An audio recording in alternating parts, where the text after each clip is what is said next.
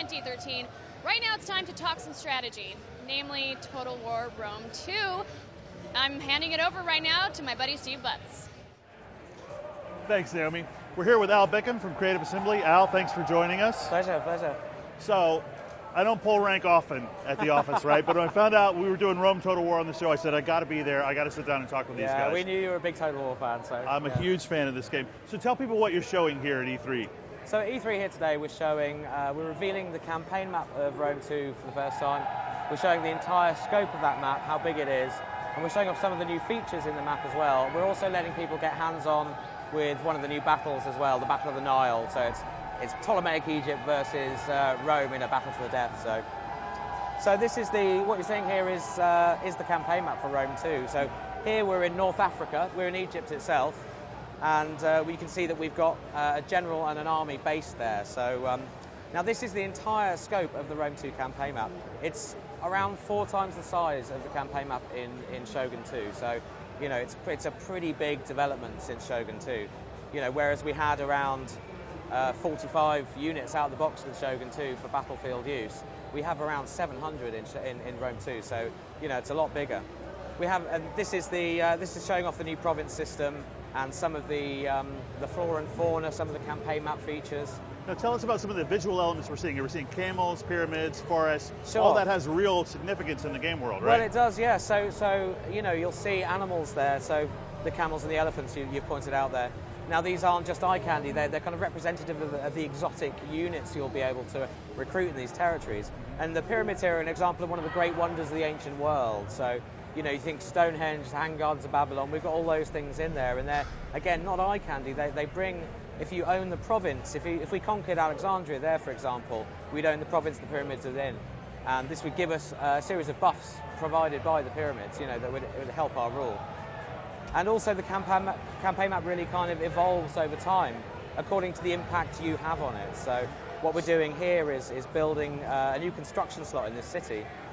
So the player can read the map and see how big a certain city is, what it might have in the way of exactly. I defensive think if you're facing enemies on the map, you can kind of judge their industrial capacity or their military might by the size of the city that they're seeing there. So, well, what's the fundamental proposition for the player? They play as the Emperor of Rome or the ruler of one of the other powers, Egypt, Germany, Persia. Exactly. So yeah, we have a bunch of different.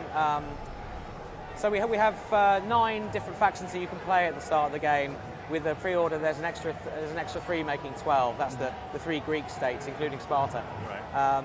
And the idea is you play as the leader of a house or a political group, or you know, a faction essentially. Whether that's one from the barbarian subculture, like here in Germania, the Swabi tribe. So we have several different subcultures. We have sort of Greco-Roman, which is, you know, Rome and ancient Carthage, and we have Eastern kingdoms as well, such as Parthia and Pontus. So, you know, we have quite a range of play styles that the player can play from. And of course, it's Total War, it's about territorial conquest, it's about statecraft, it's about diplomacy and politics, which is one of our new systems. But it's also about generalship on the battlefield, right? Absolutely. So, you know, when armies clash on this map, you then dive into these spectacular real-time battles with tens of thousands of troops on them. And you know, our aim with that really is to provide some of the most spectacular scenes you've ever seen in an RTS. Well, let me ask you, I mean, this game is obviously very historically accurate, but at some point fun has to be the rule of the day. Of course, so how do you draw that balance between what's real and what's authentic and what's just fun for the player? So that's the word we use, actually. We use historical authenticity. That's our kind of watchword. So when it comes to the kind of gear a soldier might be wearing, you know, the shape of his sword, if it's a gladiator or something else, you know. So we ensure that we're as accurate as we can possibly be with that stuff. But at the end of the day, it's you know, it's a game in which the player has full agency over how his empire develops.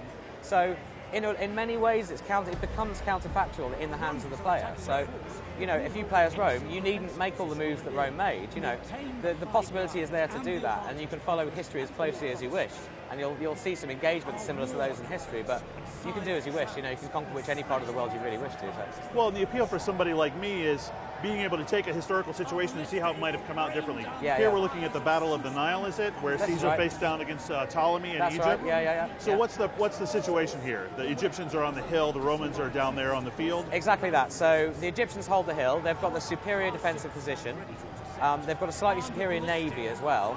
Now, this is a hard uphill slog for the Romans, so what we'll see is the well-defended, well-dug-in Egyptians who have a range of very exotic units here.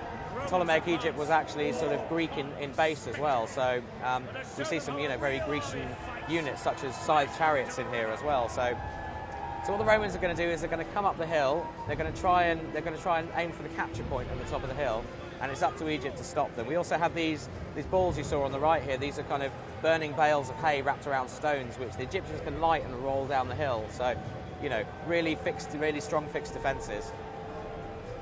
I have to say that the cinematic appeal of this always gets me. I'm just being right down there at sort of soldier's eye view of the battle, Absolutely. Getting right down in the thick of it. And with the additional animations and the new unit models, you've got much greater variety now. I love the first Rome, but there were a lot of twins walking around in the armies. Of course. That's not the case here. Quintuplets even, yeah. Exactly. Yeah, we have a tremendous amount of variation in faces, in armour pieces, different helmets, different plumes for the helmets, and over every single model. And you'll see this especially with the Romans as well, because they wear a lot of heavy armour, a lot of chainmail, a lot of metal. You'll see different damage applied to those. And if I can just point out these guys here, this is the Egyptian flagship. This beautiful, sort of lordly ship which is being sent into battle, and it's a ramming ship. It's got a very hard prow. So what you're about to see here is this Roman ship here has already been damaged slightly by being rammed. So there we go. When we get a really heavy ship going in, you get this kind of crystal destruction will happen. So again, it really adds to that kind of cinematic nature. So that really brought a smile to my face. Yeah, as horrific good. as that sounds. Well, I know you brought in naval battles into Empire and Shogun 2. This is the first time, though, where you have combined land and sea battles. Yeah, that's right. That's right. So there's a number of ways you can approach this as a player.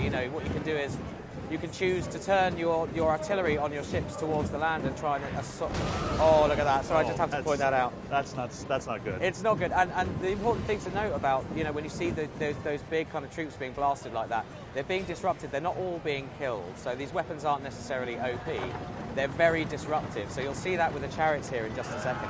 We're using the unit camera to watch this up close here. So these guys are being knocked around like they're being knocked about by a slow power, but most of them get up again. Chariots, for example, are very front-loaded. They're brittle. They're hard-hitting but brittle. I don't know that I would get up again. I don't know that I would get up again. If you're a Roman, you would. Right. Yeah, you wouldn't have a choice. So the troops' mood matters as well. It's not just the types of armor they have; it's their morale, how well you're protecting them, the way that they're led, the situations they're in. Exactly. Yeah. Absolutely. Yeah. So good generalship is important, and good use of your general is important.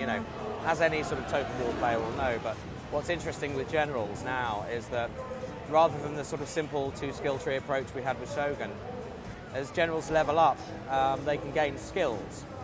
Now we have a huge pool of skills which you can apply to your general.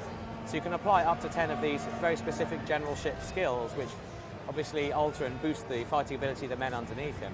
But what you can do is, instead of picking a whole bunch of skills, you can spend your upgrade points on upgrading individual skills you've already given him. So you can really focus him to be a very specific kind of general. If you fancy playing a really cavalry-heavy army, you can pick cavalry-specific skills for your general, really boost those up, really, and ignore all the kind of basic infantry or heavy infantry or light infantry or archery skills that are in there.